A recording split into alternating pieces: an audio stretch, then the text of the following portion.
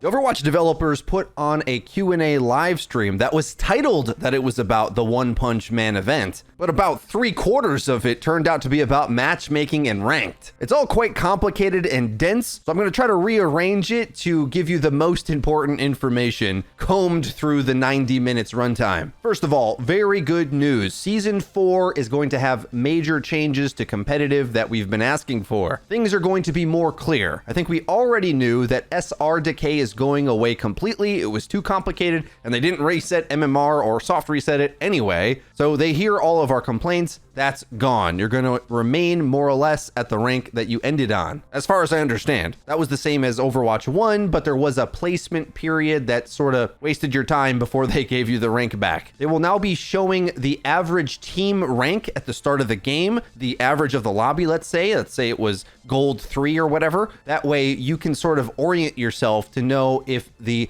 average SR of the lobby is above or below you. In Season 3, they reduced the number of competitive wins for a re-update down from 7 to 5. In Season 4, they'll also be showing you the losses when you do get those updates. But even further than that, a bit of a progress bar on how far you are between the subdivisions. If you are, say, a GM player shooting to get into top 500, for example, it'll show you how far you are relative to get there. I think it's just like a meter based on how they explained it. But that progress bar is going to be very useful, as they give an example. If you end a competitive update going 5 and 4, well, now you'll see that you had 4 losses, but also there will be a progress bar on how close you are to the next tier. So let's say if it's 25% of the way there, maybe you did, quote, rank up from winning 1 extra game, but you need, like, let's say 3 more until you are actually at the next sub tier. And then by the time you win your next 5 games, maybe you go 5 and 4 again, and then you can see the little bar go from 25% to 50% or whatever it is. That's me speculating a little bit on how much it'll take, but you get the idea. The devs explained in more detail their reasoning behind obfuscating so much information and how it makes more sense with their intentions of other things that didn't end up shipping with the game. Remember, Overwatch 2 is an early access work in progress, turned the ship around after they were going a different direction, so this is one of the things that got left on the cutting room floor. The reason why they were trying to de-emphasize SR and the more granular number is because they wanted to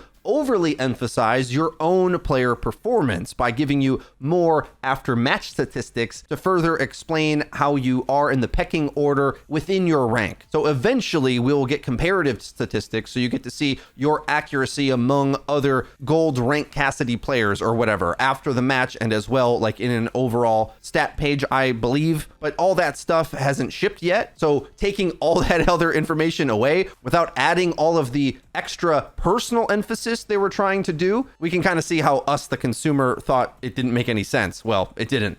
It's not our fault that you gutted one section and didn't provide the counterbalance to it. And I think at least their intentions on that are pretty good. Like, don't worry so much about what SR you get to, worry about how you can improve. Like, that sentiment is the right one. It's just we don't have the systems yet. Interesting tidbit. Another change coming in Season 4 is the competitive point rewards will be restructured a little bit. So they explained that the gap between ending the season in bronze or GM was massive. So much so that if you're a regular GM player, you've maxed out on competitive points long ago. Whereas if you were a bronze player, well, you might need 100 years or whatever to get every golden gun. It was kind of skimpy and pathetic, the amount that they would give those players to no fault of their own, right? Other than not being skilled enough to get a gold gun. That's kind of lame, I think. So instead now you will get more points for wins and ties, and they're going to nerf how much GMs get. Now they go into a long, elaborate explanation on role delta and matchmaking experiments. It's all very scientific. But first, I want to talk about the next years of plans that they have. They're going to try more experimental changes to the matchmaker. And that's the big takeaway I've got with this recent Season 3 role delta idea. They didn't actually know the results they were going to get. They got a lot of surprising ones, and they're going to continue to do this and iterate and improve over time, and we should expect some up and down results as they do that. They say even in Overwatch 1, when they would try to tweak a change or something, it would sometimes not get the results they expected and they had to adjust. And this recent role delta change they put through was the biggest change to matchmaking since the game went into role queue. What was that? July of 2018, I think? I didn't look that up. It was just an important month of my life, so I remember it. I forget my own birthday, but I remember that. So just keep that in mind as we go more in depth into the successes and failures of this system. There's always trade-offs with everything, and that's sort of what they explained. The major takeaway is like, as they try to push the matchmaker to improve at one thing, it gets worse at another. And so they have to kind of pick the downsides they want, which I think is a good analogy for life in general and every single problem you can think of. Okay, there's some talk about the role delta system in this show that was a bit in the old Blizzard style of communication. Sometimes I feel like I'm getting gaslit by some of their comments. So they admit that certain anomalies like a gold in a GM match happened, but then they also downplay how bad that is, then make it seem like it's not really happening currently, but that even if it does happen, it's not that big of a deal. Yeah, I suggest you don't watch this if you don't want to get triggered, because I thought some of the ways they went up and down waffling through this subject kind of was heartbreaking, but I feel for them because on the other hand, I do understand that as you try to tweak something and make it better, there's always a good chance you make it worse. I mean, that's one of my founding principles on my decisions on balancing. It's like, don't balance the game if it's good at all, because creation and improvement is hard. Destruction is easy. In fact, sometimes even required to get to the final product that you're looking for. But anyway, let's get into the things that they said. This graph was very useful. We can see two lines here, orange and blue. Quick play is orange and competitive play is blue. This is tracking tank role delta. And if you remember in math class, delta means the difference or change between two separate things. So the gap between tanks that the matchmaker was creating, it used to be 0.9 to 3.0, and they have gradually moved it closer and closer to now that there's only a 0.2 difference down there in season 3 at the end of the lines. So at least in the tank role, you're always really close in tank SR. Even in quick play, where the ranks are kind of more disparate, but a 1-to-1 in ranked, I suppose that means they always find an equal tank. If it's a 1.0 correlation, is my math good on this? Someone in the comments that's smarter than me, explain this to me. I studied English. Okay, next graph shows the median expected win rate of teams favored to win. So ideally, when they think of a great match or the right match or a high quality match, it's close to 50% win rate. Same thing, the top line is quick play, the bottom is competitive. So you'll see at the ship of the game, it was actually really good and actually got worse over time. There's quite a big time jump here. The middle is season 1 mid-cycle and then zooms all the way to season 3. So we're losing kind of the data in between actually. But as you can see, the quick play expected win rate is a bit higher. And they even explicitly say this, that quick play matches with this new role delta system have had a worse expected win rate, which means they know ahead of time the matches are lopsided by a few percentage points, at least in their prediction. And I've heard a lot of complaints from you guys that quick play matchmaking is worse in season 3, and I think this data shows that it's at least skewed. Apparently it was even worse yet in season 1 mid-cycle. In any case, it has also gotten worse in competitive, and they go at a great length to explain this, but it was kind of hard to discern where they're falling on it. They're still trying to fix it within the new rule set they have, and basically what they learned is a few things, some that they thought would happen and others that were surprising. Like a surprising one is that queue times went down significantly. And I'm kind of curious on this. I might guess that like the queue time of a match isn't so much you waiting in line, because there's enough players playing all the time, I think, at least until you get to the super high levels, I think. And there's been a lot of speculation on this because we're unsure if it's just that we have so many more new players or if they've tweaked the matchmaker significantly to preference the speed of the queue. Either way, I think what the system is actually waiting on, at least during peak times, is the number crunching of deciding who should go where, right? And it turns out that the role delta idea, which meant they wanted to try to pair at least like the tanks first, it sounds like, sort of sorted things, you know, Harry Potter sorting hat quicker or more efficiently than the old way, which was just trying to even out the two sides. Like, think about it in a custom game lobby almost. When you're drafting players, if you've ever seen high-level streamers play a pickup game, they'll go back and forth picking the different players for their team, just like you did in Kickball and Recess. Well, the matchmaker's effectively doing that same thing, and so, like, removing a step almost for it, where it doesn't even have to decide the tank, it just wants two same tanks, right? That's done. It sounds like that sped up the matchmaking process significantly, but then for the remaining 4 players, it can be a bit more uneven, even though they also try to pair 1-to-1. Just overall, the expected win rate is a little bit skewed, but from our experience playing the game, it just feels like it's often widely skewed. Now, the further explanation I've given for that is like meta understanding, hero pools, the coin flip of the team comp you get versus that they have. Maybe you do or don't know how to play your comp, and maybe they do or don't have a good comp. All those coin flips in the air that the matchmaker has no idea about, I think is a bigger result for like steamroll games. But then also on top of that, the matchmaker itself isn't so much biasing to make a 50% match anymore. It's trying to do that, but it's also trying to match roll to roll. And the byproduct is they're losing a little bit of that quote match quality. And that's even worse in quick play, where there's like groups that you could potentially have like a GM and a bronze in the same group, and then it's got to figure out how to match make that. Good luck. But a benefit that they say anyway, I'm not sure how I feel about this, but they say you really can feel your rival on the enemy team, because supposedly most of the time your counterpart on your role should be the same rank as you. Even if you're the gold DPS in a GM game, you gotta go find the gold DPS on the enemy team. Hopefully it's a Widow player and you're not playing against a GM Widow, maybe like a GM Sim, and hopefully the gold is the Widow. So it's hard to really gauge where they're at with this. It's sort of just a work in progress answer. We have to just deal with it as they gain more information and try new things over time. Other pretty interesting tidbits, and this was a bit of defense, I suppose, against the poor results of the Overwatch 2 matchmaker. So they basically admit that Overwatch 1 matchmaking was indeed better, but there was a lot of reasons for that. It was a smaller, more hardcore community. Of course, you had to buy the product. It wasn't free, so you didn't have all these free players that we have now. And especially at the end of the game, I mean, there wasn't new content for 2 years. Those players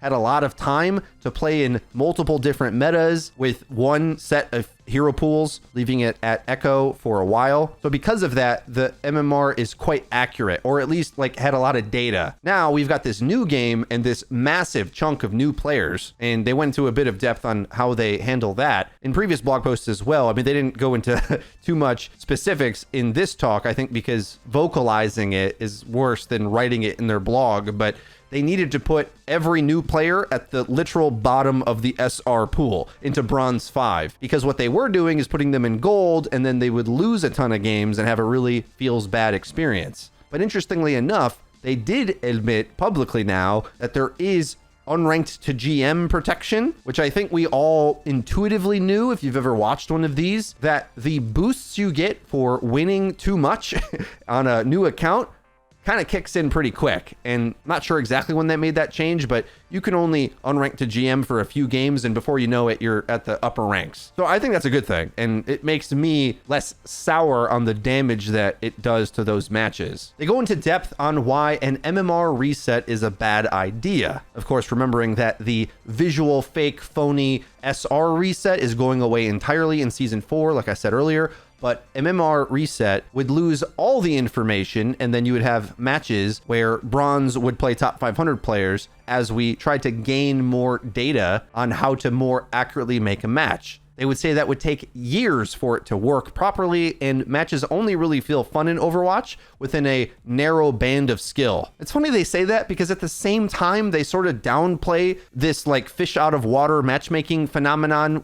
They make it seem like that only happened in a short amount of time, but I feel like it still happens, and I still see streamer clips where a diamond is in a top 500 game. Now, granted, it's not as bad as a gold, but that's still outside of the skill tier bands they said should even be possible. So we keep getting these anomalous results, and I don't like their attitude on it, frankly, but I understand what they're saying about how an MMR reset would be terrifying to attempt to do, but I think there's some artistry that they're missing out on that the expectation versus reality. Let's just put that meme in your head right now, expectation versus reality. When the player has an expectation that your matchmaker works, the satisfaction when it doesn't is a huge letdown. Whereas if we know there's an MMR reset and it was more chaotic, I think a lot of players wouldn't mind that because they'd understand that's baked into the cake. Now, I don't want a full reset. I've always advocated maybe a partial reset, just to sort of smooth over the big meta swings season to season. But frankly, over time, my opinion on this is that the community just needs to get better at the game. And sadly, though,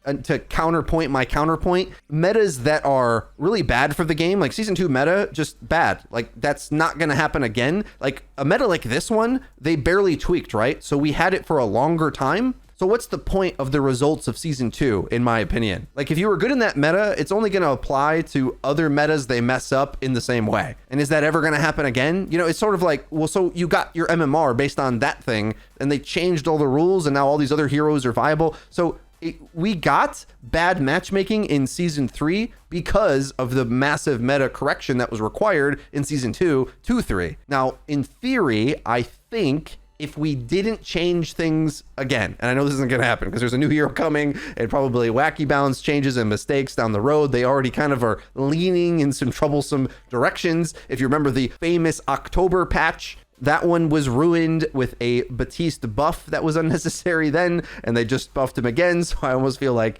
history's repeating itself potentially as we slide down this path. But in my opinion, when the balance state is this good and a lot of the heroes are viable at the same time, we just need to let the community play it a while and it'll stabilize. I can't remember the number they said, but the number of average competitive games players played in season 2 wasn't enough for them to overcome the SR decay they gave them, which we know intuitively, right? But that means players aren't just grinding this game like it's their life in order to regain the SR they artificially reset them at, which is why that's going away. But it also shows the limited amount of time our community actually has playing any given meta. And I think there's more active players in competitive anyway for season 3 with the balance state being better. And if we keep on this streak and the community keeps learning or attempts to learn, you guys are gonna have to start clicking on some of these guide videos, ladies and gentlemen, if we want more game sense in our games. But that might even out over time, because I felt the game sense in Overwatch 1 was at a pretty good place when the game was fairly balanced for like the last year or so. There was some double shield and ball hog torture in there that was kind of terrible to play, but for the vast majority of players, the game was pretty balanced. And that is kind of required, I think, for the player base to just get learning and ride those training wheels a bit to remember how everything interacts, because the game is so explosive with the different strategies and the mistakes that you maybe won't make after you learn a bit. Another point they made was that they're trying to research what causes one-sided matches. They've alluded to this in blog posts as well. And on one hand, they sort of sweep it under the rug as if a player is having an off day, there's no way the matchmaker can attune for that. But there's also this concept of meta picks they put on the table, which I'm happy to hear because this is something I've said explicitly. There's an aspect of Overwatch that I think is really hard for the devs to track statistically. This idea is a little wacky. Try to follow me on this one. If both teams aren't playing meta, whatever that meta is, then a whole subset of heroes have the potential to win that match, boosting those heroes' viability. But the moment that an enemy picks a meta pick, maybe half of those heroes are just dead in the water. And especially when you can swap mid-match, I don't really feel like they account for the pressure that certain heroes put on others that are causing them to not get picked in certain situations. So like there's these gaps that'll be opened if the enemy isn't either picking or playing the style, let's say, appropriately. So if there's a weak link on the enemy team that you can exploit, well then maybe you can get away with an off meta pick. I think my favorite, most clear-cut example of this was season 2.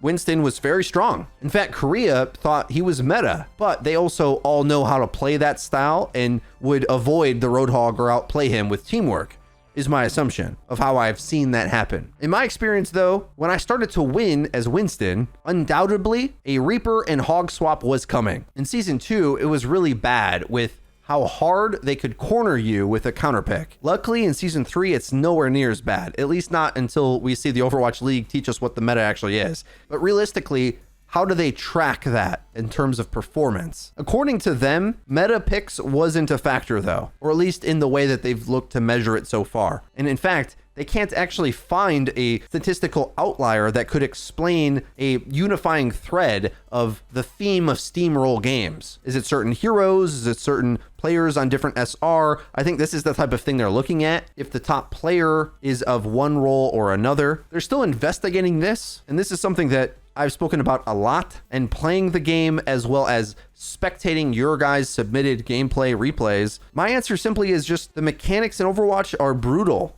And it's very easy for a mistake to snowball a disadvantage due to how ult economy works. And from my point of view, I'm going to try to do my best to improve the community's understanding of the complexities of the game, because in a very balanced meta state, a lot of it is in play, making the game quite difficult as you have to know a lot of it at any given point. They closed in talking about competitive mystery heroes, which they seem excited for. They gave an interesting comparison to Hearthstone, a game where you have to plan around randomness. And so there's interesting decisions about the meta team comp theory crafting when you get your new hero. Like maybe it's your best hero and you stay on it, or you try to get a better pick to more optimize your team comp. So there's a whole strategy around that. Keep in mind, they did make some changes. You can get only 3 of any given role, and tanks all have lower health, which from what I've heard is just a straight up nerf to tanks in general. So I think these open queue modes, I haven't played them actually enough recently. Let me know what you think in the comment section down below. But I want to play competitive mystery heroes because I play so many heroes that I think I can do quite well in that mode. And typically the highest level players don't play it as well, so I can get higher in the ranks. But I anticipate that the game will be more shooter focused some of the time anyway, because the tanks probably need a more optimal comp to be any good. But then once you get like 3 tanks and 2 healers, maybe you just roll over the enemy, because everything comes back to goats. Guys, let me know what you think about this long video in the comment section down below. Bit of a rambly one, I know. I'm up late recording this one. It's letting my hair down. If you'd like to submit in gameplay to be reviewed on the channel, you can take the link in the description to send in a replay code of a match that you lost that you thought you played well in. If you enjoyed this video, please leave it a like, and don't forget to subscribe and click the bell icon to actually get notified when our videos come out. I've been Frito for your Overwatch. I'll see you guys next time.